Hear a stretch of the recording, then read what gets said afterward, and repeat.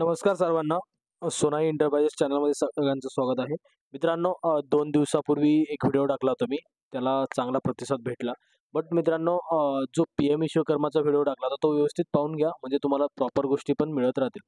आणि Sonai enterprises channel जे आहे YouTubeचं चॅनल, त्यावरती मित्रांनो सबस्क्राईब करून ठेवा. म्हणजेच जे नवीन अपडेट्स असतील, ते अपडेट्स तुम्हाला टाईम टू टाईम मिळत राहतील. आणखी एक मित्रांनो, आता आजचा जो व्हिडिओ आहे खूप जास्त महत्त्वाचा आहे. जसं की शासकीय योजनेचा आपण लाभ घेतो. प्रत्येक शासकीय योजना आपल्याला प्रत्येक विभागाची एक-एक शासकीय योजना असते. एक-एक इन द सेन्स की खूप साऱ्या शासकीय योजना आपल्याला असतात, भेटतात.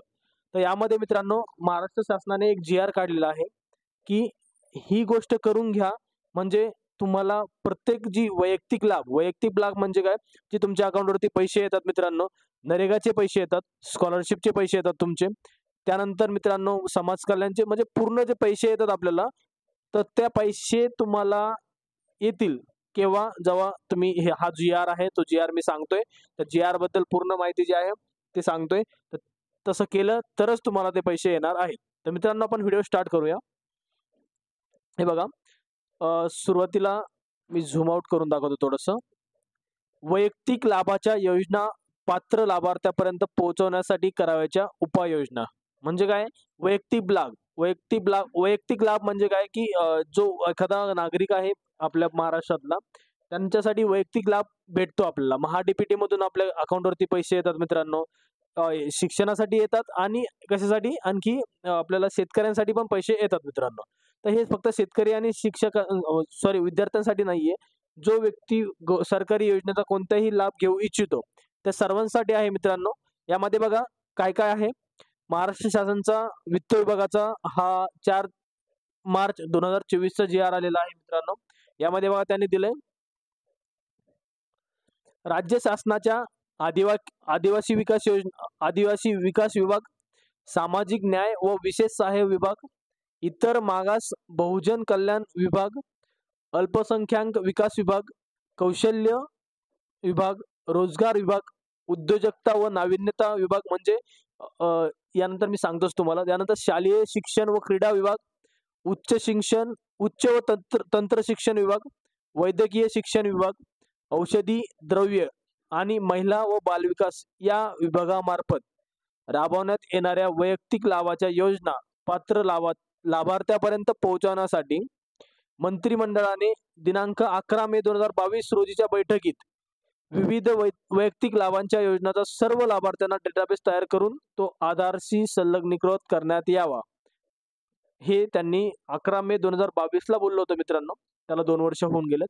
तसेच पोषण आहार योजनेअंतर्गत महिला व बालविकास, शालेय शिक्षण व क्रीडा, सामाजिक न्याय व विशेष सहाय्य, आदिवासी विकास आणि इतर मागास बहुजन कल्याण विभागांनी पोषण आहाराशी संबंधित सर्व लाभार्थ्यांची नावे आधार कार्डशी जोडण्याची प्रक्रिया डिसेंबर 2022 अखेरपर्यंत पूर्ण करावे व पोषण आहाराशी संबंधित सर्व लाभार्थी आधार कार्डशी जोडूनच दिनांक 1 जानेवारी 2023 पासून संबंधित योजनांना निधी वितरित करण्यात यावा असा निर्णय घेण्यात आला अशी ही प्रस्तावना आहे मित्रांनो. 11 मे 2022 रोजी मंत्रिमंडळात निर्णय झाला होता. निर्णय झाला नसेल की तेव्हा मंत्रिमंडळाने ठरवलं होतं, पण त्याची अंमलबजावणी आहे ती फक्त 50% झालेली आहे. यामध्ये इथं त्यांनी दिलेलं आहे बघा दुसरं, की परत मंत्रिमंडळाच्या निर्णयाने काय केलंय, शासन निर्णय 8/6/2022 तेव्हा निर्गमित करण्यात आला. वरील प्रमाणे वैयक्तिक लाभाच्या योजना ज्या आहेत आधार कार्डशी संलग्नित करण्याची कार्यवाही 31 डिसेंबर 2022 अखेर 100% पूर्ण करण्याची मर्यादा निश्चित करण्यात आली होती. पण तथापि काही विभागांची आधार कार्डशी संलग्न करण्याची कार्यवाही अद्यापही 100% पूर्ण झाले नसल्याचे दर्शनास आले आहे. सदर बाब गंभीर असून प्रस्तुत प्रकरणी खालीलप्रमाणे सूचना संबंधित विभागांना निर्गमित करण्यात येत आहे. म्हणजे आता बघा, ह्या जे विभाग आहेत मित्रांनो, वेगवेगळे विभाग आहेत. इथे बघा, पहिलं आहे आदिवासी विकास, म्हणजे आदिवासी समाज आहे त्यांच्यासाठी ज्या योजना असतील तो. त्यानंतर सामाजिक न्याय व विशेष सहाय्य विभाग आहे मित्रांनो. यानंतर इतर मागास बहुजन कल्याण विभाग जो आहे. यानंतर अल्पसंख्याक विभाग. हे सर्व जे विभागामध्ये काय आहे, प्रत्येक जण एक लाभार्थी असतो, बरोबर. प्रत्येक जण जो लाभार्थी असतो त्या डिपार्टमेंटला तर त्यांनी नोटीस दिलेलीच आहे. बट मित्रांनो, तुम्हाला इथे बघा खाली शासन परिपत्रक आहे. दिनांक 31/3/2024 पर्यंत पूर्ण करण्यात यावी असं त्यांनी सांगितलेलं आहे. 2 नंबरचं, आधार कार्डशी संलग्नीकरण करण्याची कार्यवाही 100% पूर्ण करण्याची जबाबदारी ही संबंधित विभागाच्या सचिवांची राहील. म्हणजे सचिवांच्या विभागाची राहील. जो विभाग आहे त्या विभागातली सचिव जे असतील त्यांच्या विभागाची ही म्हणजे कार्य करायला पाहिजे त्यांनी. यानंतर 3 नंबरला आहे, आधार कार्डशी संलग्नीकरण करण्याची कार्यवाही 100% पूर्ण झाली याचे हमीपत्र संबंधित विभागाच्या सचिवांनी सादर करणे आवश्यक आहे. आणि 4 नंबरचा आहे, जे विभाग आधार कार्ड संलग्नीकरणाची कारवाई 100% पूर्ण करणार नाहीत व जे विभाग आधार कार्डशी संलग्नीकरण करण्याची कार्यवाही 100% पूर्ण झाल्याचे सचिवांच्या स्वाक्षरीचे हमीपत्र देणार नाही, त्या विभागांना त्या संबंधित योजनांचा निधी 1/4/2024 पासून वितरित करण्यात येणार नाही. म्हणजे मित्रांनो, हे विभागाचं जाऊ द्या, सरकारचं असू द्या. सरकारचं आपण थोडंसं साईडला ठेवूया. पण ही जबाबदारी आपली पण तेवढीच आहे, जेवढी ह्या विभागांचे जे अधिकारी असतात त्यांची आहे. कारण की ते काम करतात त्यांचं, पण आपण त्यांच्यापर्यंत पोहोचत नाही कधी-कधी. तर यासाठी ही जबाबदारी जी आहे मित्रांनो, ही पूर्ण जबाबदारी जी आहे, जे आपण आहोत, आपण म्हणजे कोण, की आपण लाभार्थी आहोत यांची आहे. यासाठी सर्वात महत्त्वाचा उपाय आहे मित्रांनो, की तुम्ही तुमचं आधार कार्ड तुम्हाला लिंक करून घ्यायचं आहे. जर आधार कार्ड लिंक करून घेतलं नाही, तर तुम्हाला या योजनेचा लाभ घेता येणार नाही मित्रांनो. यामध्ये सर्वात बेस्ट उपाय आहे, तुम्ही इंडियन पोस्ट पेमेंट बँक यांचं अकाउंट काढून घ्यायचंय. त्यांना अकाउंट ओपन करताना सांगायचे, की मला महा-डी-बी-टीचे पैसे किंवा मला जे दुसरे वेगवेगळे पैसे येणार आहेत, तर ते पैसे मला ह्याच अकाउंटवरती आले पाहिजेत. तर ते तुम्हाला ती डायरेक्टली ऑटोमॅटिक प्रोसेस करून देतील मित्रांनो. आणि हे खूप जास्त महत्त्वाचं आहे. नाही, आता तुम्ही आताच पीएम किसानचे पैसे खूप जणांना आलेत. त्यापासून खूप जण वंचित पण राहिलेत.